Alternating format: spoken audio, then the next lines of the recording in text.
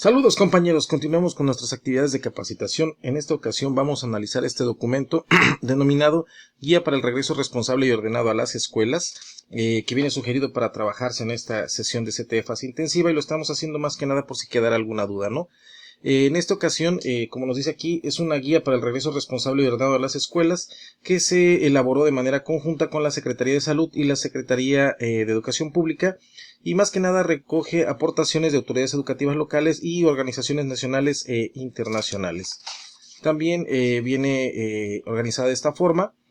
Son varios apartados, pero nos vamos a ir de manera específica a lo que nos interesa, que son las 9 intervenciones, porque ya viene más especificado cómo lo vamos a ir armonizando y cómo se va a ir trabajando, ¿no?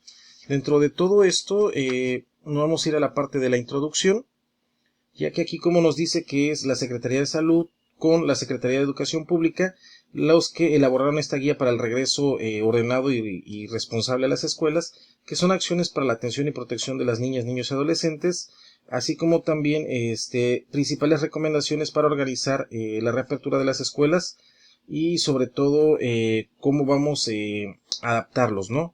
Dentro de todo esto está estructurado en 6 apartados. Estos 6 apartados, como es aquí, el primero es la información básica sobre el COVID-19, el 2 es cuándo reabrirán las escuelas, el 3 son los 7 principios para la reapertura responsable y ordenada, el 4 es el que describe las 9 intervenciones, el 5 son los momentos claves para organizar el regreso a clases y el 6 son las características generales del sistema de monitoreo. O sea, es así como viene estructurado esto. Aquí viene esta información donde nos viene dando más que nada cómo lo tenemos organizado, ¿no? En estos 6 apartados. Ok. En este caso, pues no vamos a estar haciendo bastante repetitivos. La información de COVID creo que ya la tenemos bastante amplia. En este caso, es más que nada tener la precisión para evitar mitos y identificar claramente cuáles son los signos y cuáles son los síntomas. Con aquí signos, lo que se ve, síntomas, lo que se siente, como fiebre, dolor de cabeza, estornudo. Entonces, hay que buscar conocer todos los medios de transmisión para poder en su momento romper esta cadena, ¿no? De igual manera, vienen aquí la información, lo que nos habla de las vacunas. Entonces, para no ser repetitivo, esta es la información de manera general, ¿no? ¿Para qué nos va a servir esto? Pues para romper esos mitos que se tienen. Ok, en lo que corresponde al apartado número 2, que es la reapertura de las escuelas, ¿sí? Nos hace mención que las vacunas disminuyeron ya radicalmente el riesgo de las consecuencias máximas a partir de COVID-19, ¿no? Entonces, el 1 de julio de 2021, el semáforo se adaptó a esta nueva realidad, donde pues se tiene identificado ya también que existe la necesidad del trabajo presencial. Se hace esta estructuración del semáforo donde mantiene sus 4 colores y se hace mención que la educación presencial puede realizarse en todos los semáforos de riesgo, ¿no? O sea, ya es una cuestión que se va a trabajar de manera primordial, ¿no? Y también se continúan con las medidas básicas de prevención como el lavado de manos, la sana distancia, el uso de cubrebocas y los espacios abiertos, ¿no? Que van a formar parte también de las 9 intervenciones. Y sobre todo esta estructuración de esta reapertura, pues nos dice aquí está fundamentado precisamente en la evaluación de los riesgos de contagio, ¿no? O sea, ya también se habla que se tiene un análisis sobre esto. También, ¿qué es lo que nos dice en esta parte? Es que la comunidad educativa debe estar preparada y debe de contar con la información necesaria para retomar a las clases presenciales y sobre todo, esta parte que es muy importante, el éxito de prevenir la enfermedad en las escuelas está relacionado con evitar la transmisión en la comunidad en general. Entonces, en la medida que nosotros vayamos estableciendo los filtros que aquí nos sugieren y rompiendo esos canales de transmisión, va a ser también la eficacia con la que podamos trabajar esto y darle continuidad a las actividades escolares, ¿no? Dentro de todo eso también nos dice que en el apartado 3, principios clave para la reapertura de escuelas, donde nos dice que lo que se busca es un esfuerzo para minimizar el riesgo de transmisión de COVID-19 y sobre todo que requiere la participación de los diferentes agentes educativos, ¿no? Dentro de todo esto, como dice aquí, hay un enfoque integrado donde se deben de incrementar las acciones a la protección, a la higiene y a la salud con la finalidad de desarrollar una una estructura socioemocional adecuada para niños, niños y adolescentes, ¿no? Esa parte también es básica, ¿sí? También nos habla de aquí de una participación incluyente, que es más que nada el derecho que tienen a ser escuchados de aquellos procesos que impactan, que de todas maneras nos va a servir, porque a partir de ellos pues van a ser barreras de aprendizaje que él va a tener, ¿no? Y sobre todo que se tienen que considerar para la toma de decisiones, porque esto nos va a llevar al principio de la inclusividad. Pasamos aquí al género inclusión y accesibilidad, pues esto me habla más que nada de acciones de inclusividad y accesibles para todos. Entonces aquí vamos a hablar más que nada de cómo vamos a ir adaptando todo esto de manera pertinente para que sea integral y sobre todo incluyente, ¿no? Comunidad escolar completa, aquí nos habla de colaborar o que se tienen que colaborar todos los actores educativos. O sea, para que esto funcione tienen que entrarle todos.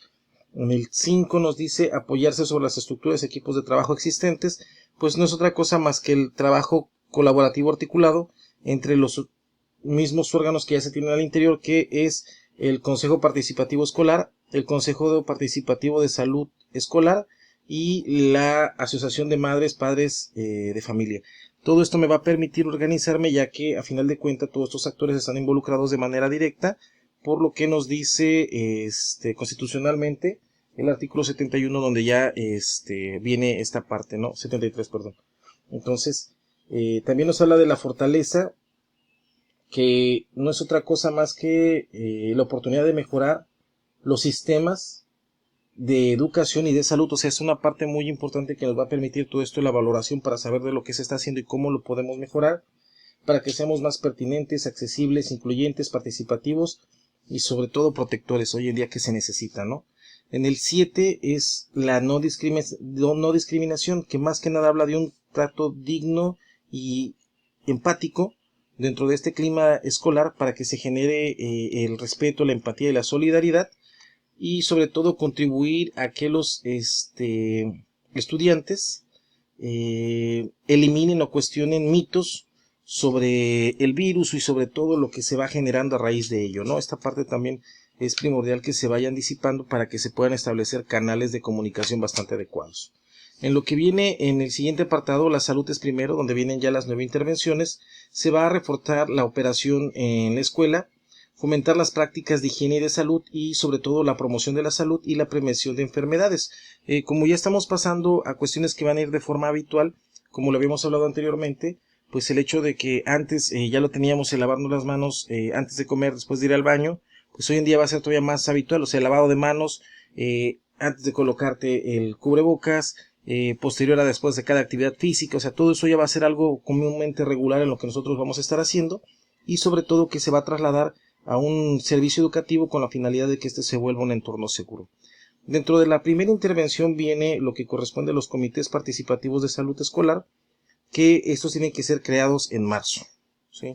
Si no se hicieron, pues nos hablaban en la circular 01 que del 11 al 13 pues teníamos que nosotros reconsiderarlo para que se puedan empezar las jornadas de limpieza.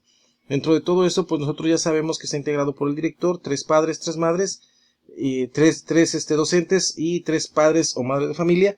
Y todo esto pues también es muy importante que nosotros consideremos que de acuerdo a la matrícula que se tenga, pues va a ser la necesidad que se trabaje, ¿no? Dentro de la estructura, pues esto viene en el anexo número 1, que es una infografía más que nada.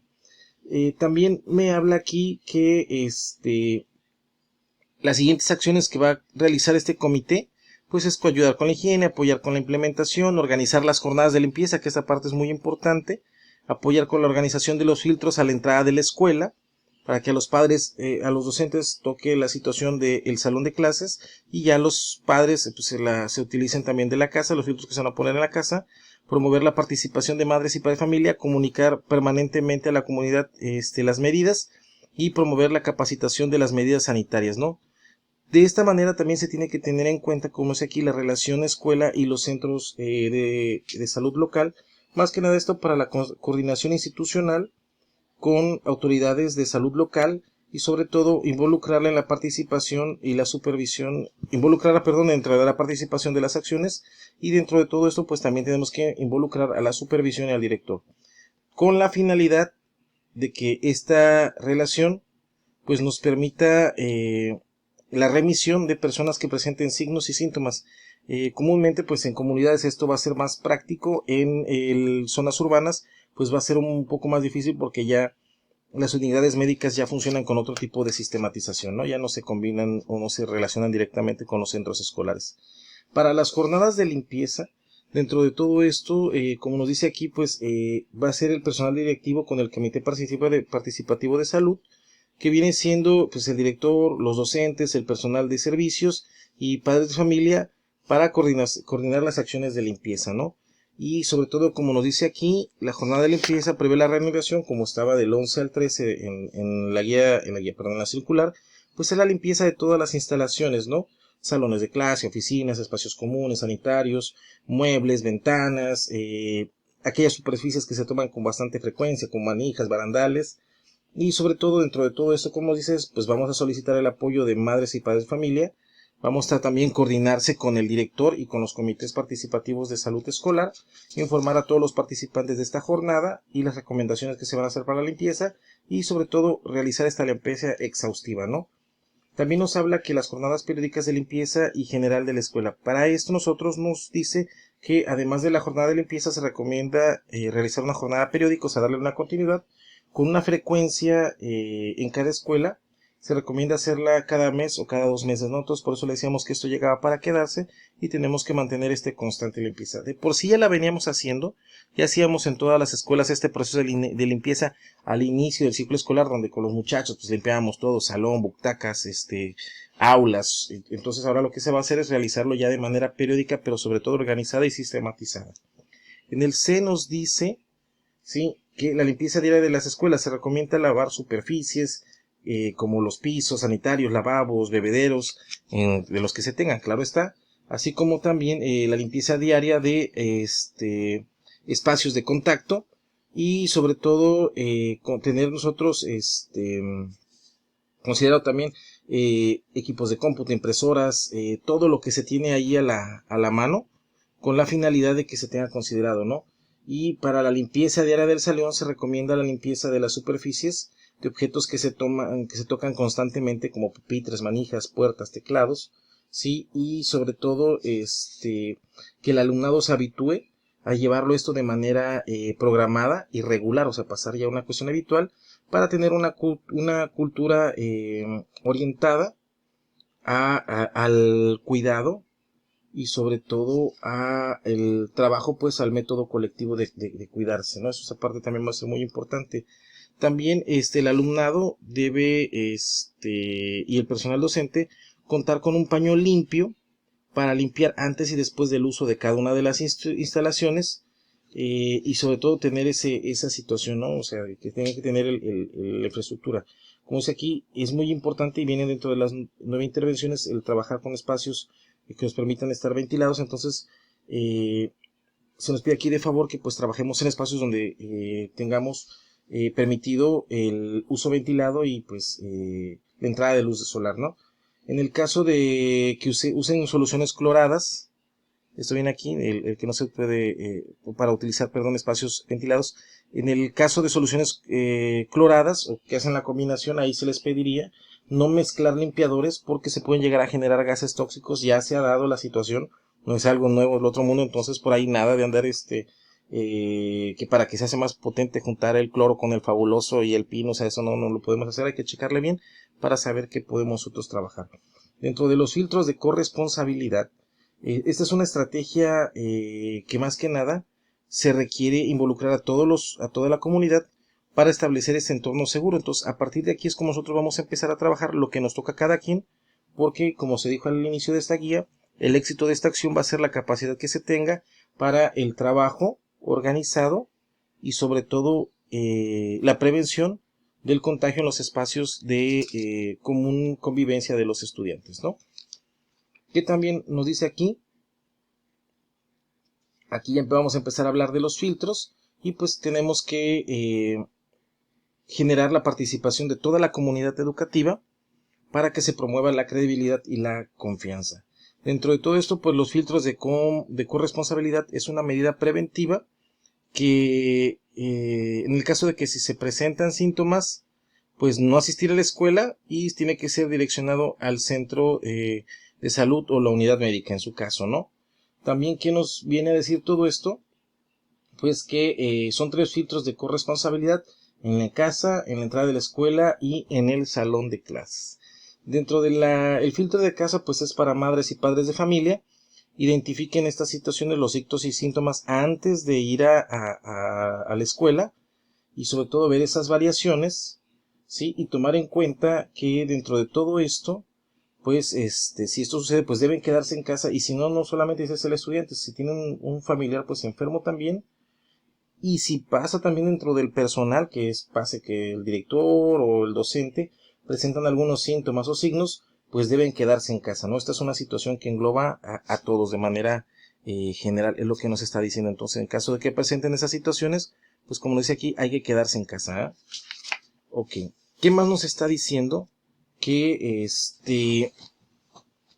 también en padres de familia, en alumnos, pues que así también como padres de familia, docentes y directivos, con caso positivo confirmado, tendrán que estar en un aislamiento de 14 días naturales, ¿no? Y esto es independientemente si se presentan signos o no.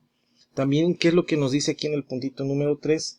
Que el estudiante que presenta signos o síntomas después de un diagnóstico positivo, esta parte es muy importante, cada situación que se debe así tiene que ir sustentada en un diagnóstico positivo, ¿sí? Es igual un aislamiento de 14 días naturales y puede regresar hasta que se tenga la autorización médica correspondiente, y sobre todo para que se notifique a la escuela y se tenga el sustento, y sobre todo cómo vamos a actuar en correspondencia a la intervención número 8.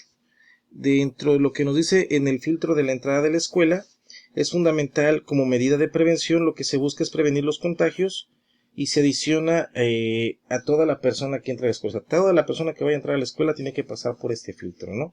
Es una parte bastante importante también.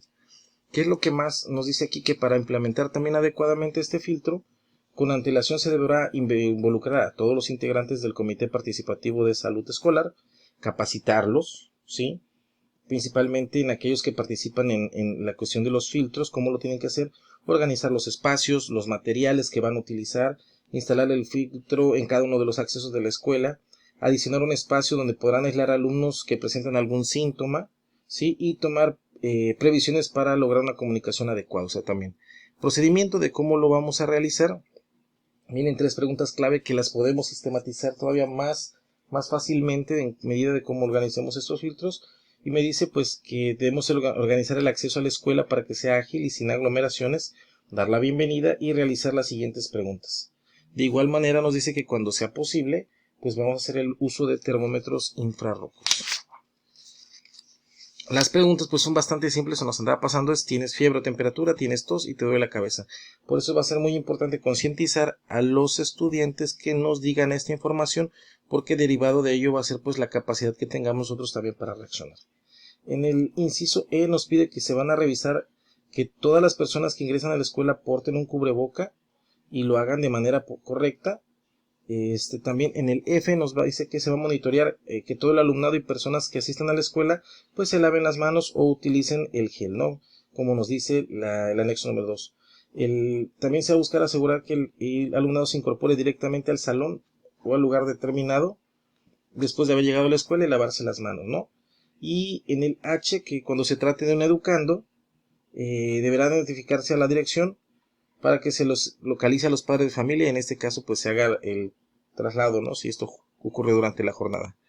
¿Qué es lo que se requiere para instalar el filtro? Pues la guía de las preguntas que estaban hace un rato, ¿sí? El termómetro, en este caso infrarrojo, agua, jabón o en su caso pues soluciones de alcohol con gel, y pues las mesas, las sillas, los paños y la solución clorada donde se van a mantener, ¿no? O sea, el filtro, esa parte también es muy importante.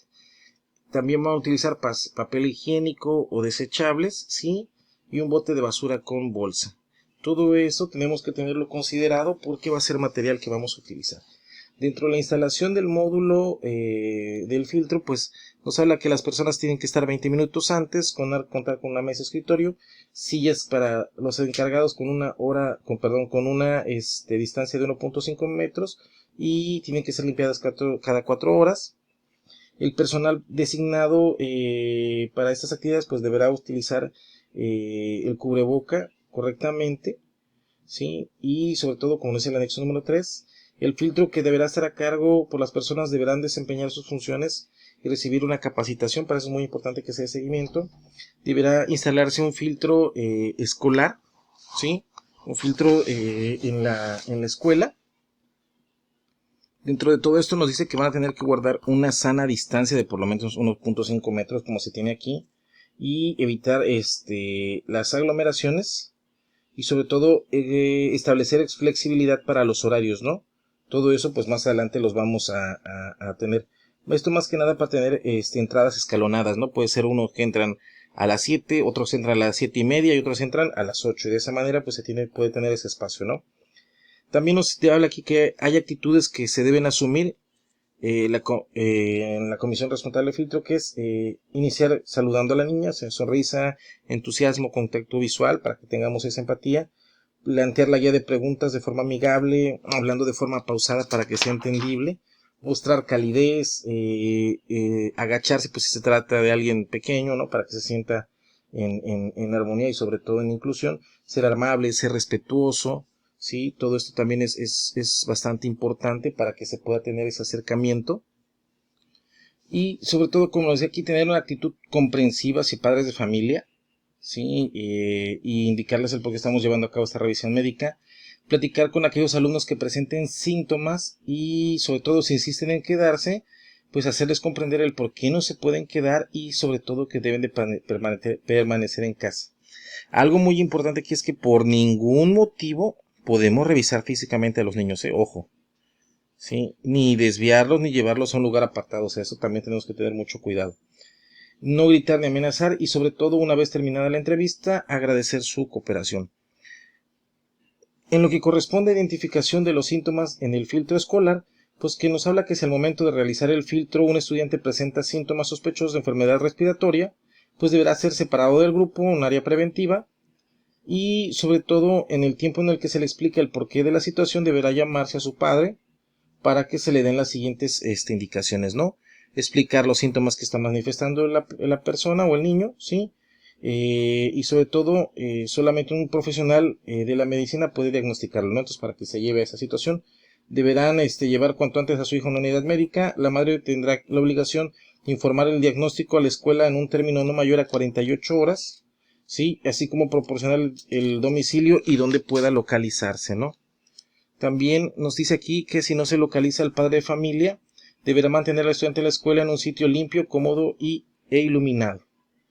Si durante el filtro escolar el titular de la dirección de la escuela o el personal docente de apoyo y asistencia presenta fiebre o tos, pues igual tendrá que notificarse, evitarse el contacto con el resto de la comunidad y o acudir a la unidad que le corresponda.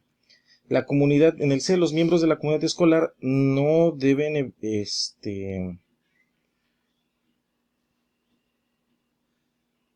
aunque no presenten, esta parte va a ser muy importante para los asintomáticos, aunque no se vea que presenten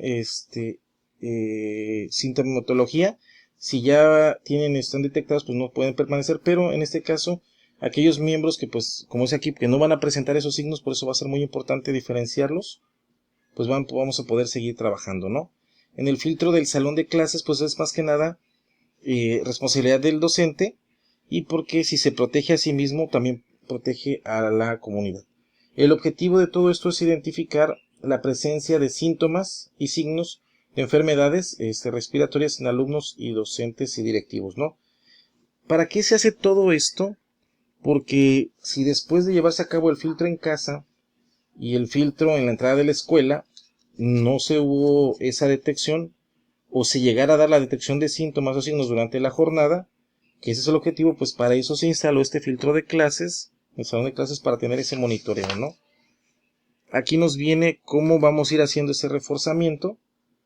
Todo esto pues ya lo vamos a encontrar en Vida Saludable, lavarnos las manos, alimentarnos correctamente, cuidarse los cambios. Por eso era muy importante el cómo lo vamos a ir armonizando y lo vamos a ir integrando dentro de nuestro programa escolar de mejora continua.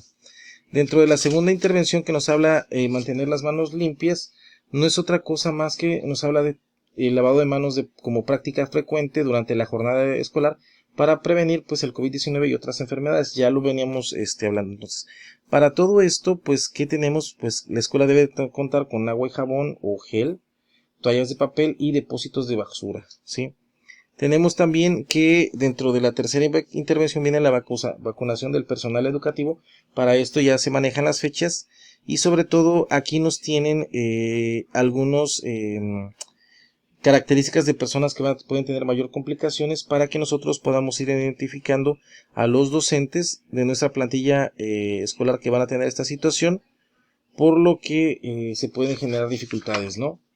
Dentro de todo esto, y esta calendarización depende pues de la secretaria también, donde nos dice que después de la vacunación tendrán que tener 14 días o esperar un espacio de 14 días posteriores a la vacunación. Entonces también todo esto lo tenemos que considerar, pero pues va a venir dentro de las fechas que se nos den, ¿no? ¿Sí? Y algo que nos pide aquí es que se acostumbra a ir ya constantemente a hacer los chequeos médicos, más en aquellas personas que tienen diabetes, hipertensión y cardiopatías. En la cuarta intervención, que es el cubrebocas obligatorio, pues nos habla más que nada de su uso, que toda la comunidad escolar en el interior del plantel debe utilizarlo desde el ingreso hasta que sale del mismo, ¿no? También nos dice aquí, no vamos a numerar, no vamos a decir todas, no vamos a las importantes, donde nos dice que el alumnado debe llevar el cubrebocas de repuesto, o sea, tiene que tener también un cubrebocas de repuesto, ¿sí? Debe contar con cubrebocas en la escuela de reserva para las niñas, niños, y que se presenten sin eso. O sea, si algún niño no lo lleva, pues tenemos que tener uno de respuesta. Aquellos cubrebocas que tengan válvula de respiración y ventilación no van a estar permitidos. Y sobre todo tampoco las N95, ya que su uso está reservado para el personal de salud. Algo también es muy importante es que no se va a poder sustituir el cubreboca por caretas, protectores faciales y todas las mascarillas que están saliendo, ¿no? Esa parte también es muy importante. De la quinta intervención, de lo que nos habla de la sana distancia, igual no vamos a mencionar todo, pero nos dice que los padres van a ser los que van a decidir si se reincorporan a clases presenciales sus hijos, por lo que es necesario que las escuelas implementen medidas de sana distancia para guardar la sana distancia. Y como dice aquí, pues vamos a habilitar todos los espacios del plantel, vamos a reorganizar la estructura del salón y se va a maximizar el uso de los espacios abiertos y establecer una pausa fuera del salón de clases cada 50 minutos. Los módulos de 50 minutos ya los teníamos, pues nada más es cuestión de organizarlos. En el caso de que el mantenimiento de la sana distancia sea un poquito difícil por la capacidad que se tenga de matrícula, pues va a ser necesario alternar los días de asistencia y aquí nos dan unas opciones, ¿no? Para secundaria nos dice que con base, considerando 2 semanas, 3 días de la primera semana y 2 días de la segunda semana asistirá a la primera sección del grupo y la segunda sección trabajará 2 días de la primera semana y 3 días de la segunda semana. A toda esta asistencia alternada pues se van a considerar todavía el ingreso diferenciado con la intención de evitar esas aglomeraciones. Nos habla también que aquellas escuelas que tengan una matrícula unitaria o que sean de baja matrícula, pues podrán ofertar su servicio de manera diaria. ¿Qué nos dice aquí? Que en todos los casos la organización de la asistencia alternada deberá estar en correspondencia a las necesidades y las condiciones de las escuelas, y todo esto será tomado pues en el consejo técnico que ustedes están haciendo, ¿no? También lo que nos pide que para esta alternancia de asistencia lo único que se sugiere es que todos los alumnos tengan considerando el mismo tiempo de estudio, o sea que todos gocen con la misma temporalidad. En la sexta intervención, que me habla de optimizar espacios abiertos, que también ya viene en el anexo, pues no es otra cosa pues que sea la señalización, procurar acondicionar espacios temporales para los estudiantes que van a tener ese espacio, esa situación, realizar el lavado de manos antes y después de cada actividad física, ¿sí? Evitar sobre todo el contacto físico y utilizar estrategias didácticas que impliquen la participación individual y paulatinamente en mantener la sana distancia, en realizar actividades que le vayan siendo en corresponsabilidad y correlaciona estas 9 intervenciones con la intención de que pasen de acciones extraordinarias a hábitos de salud. En la séptima intervención, que es la suspensión de ceremonias, esto ya lo sabíamos, y pues a menos de que se requiera, o sea de manera ahora sí que específica, podrá realizarse de manera presencial con un número reducido de participantes en espacios abiertos y respetando la sana distancia. En la octava intervención no es otra cosa más que los escenarios de lo que vamos a hacer. Se establece esta situación ante un caso sospechoso y o confirmado, y sin casos sospechosos, pues ¿qué se tiene que hacer? El lavado de manos, la limpieza individual diaria de los pupitres, la sana distancia y el filtro en casa, en la escuela, en el salón de clases. Si se presenta una situación de un caso, es lo mismo aquí, pero se adiciona que debe estar atento de los signos, guardar los 14 días de espacio posteriores, ¿sí?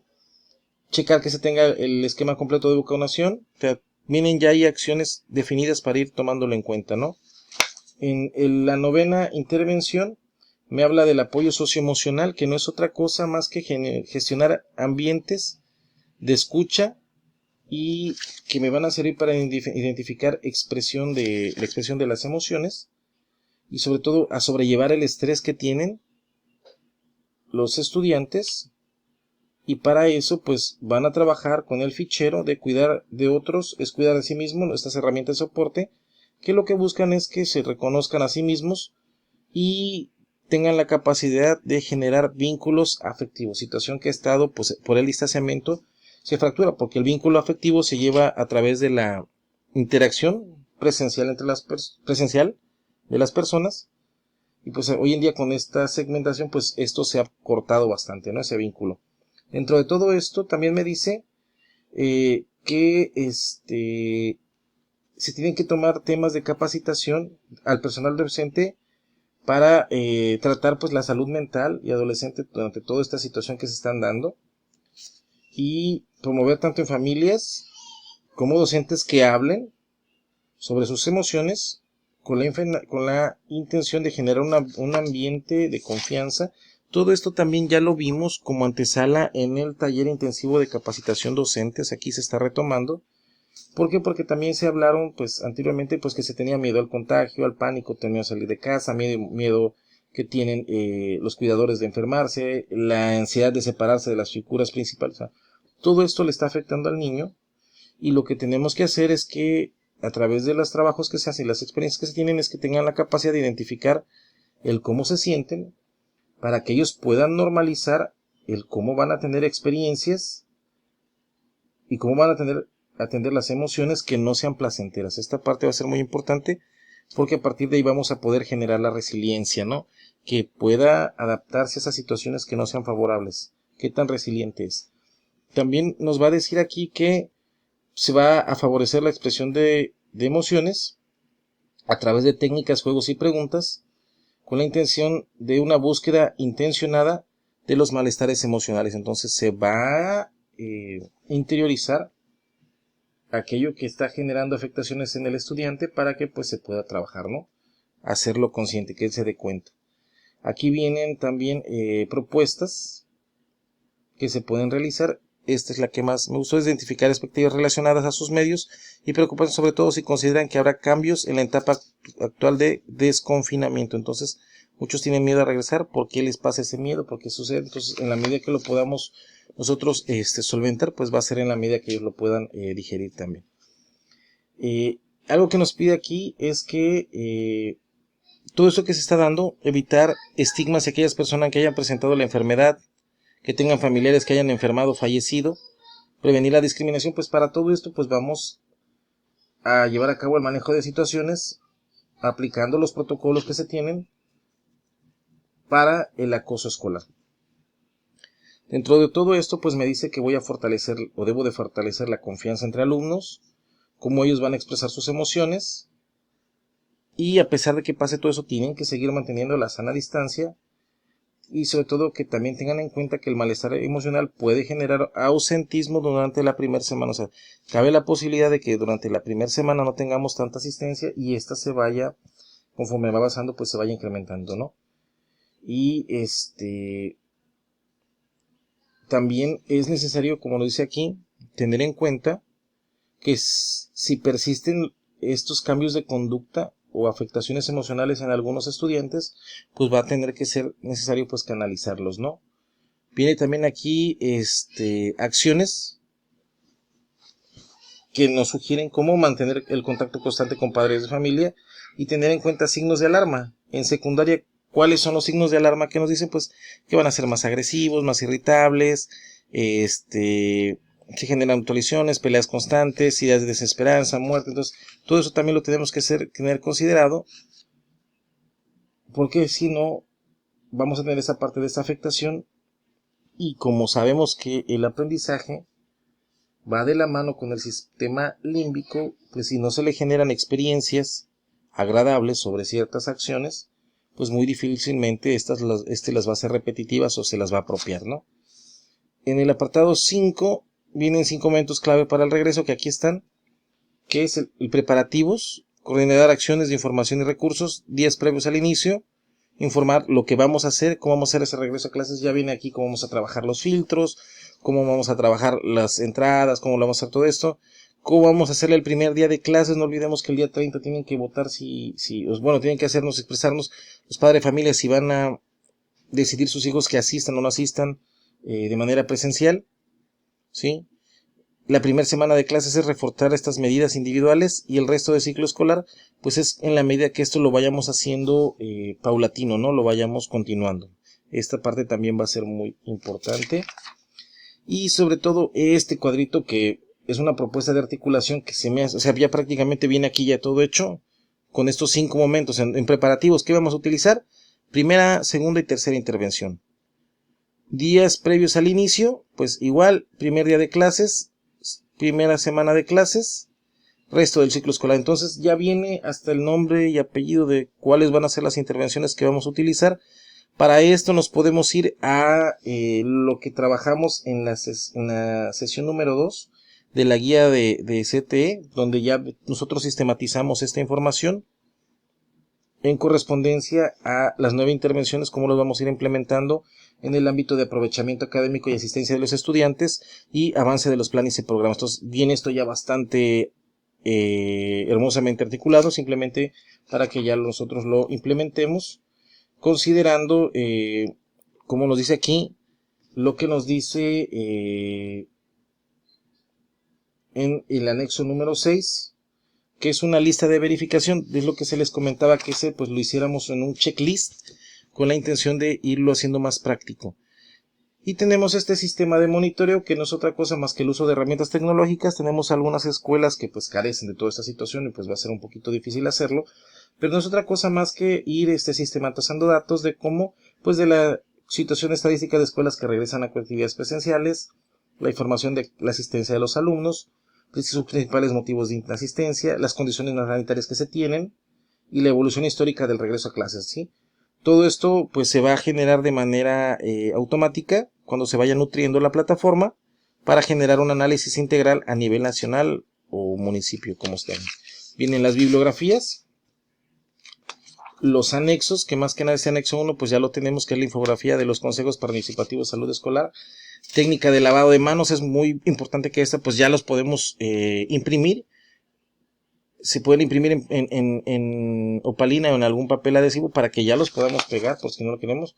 Igual, o sea, ya vienen como si fueran infografías, ¿sí?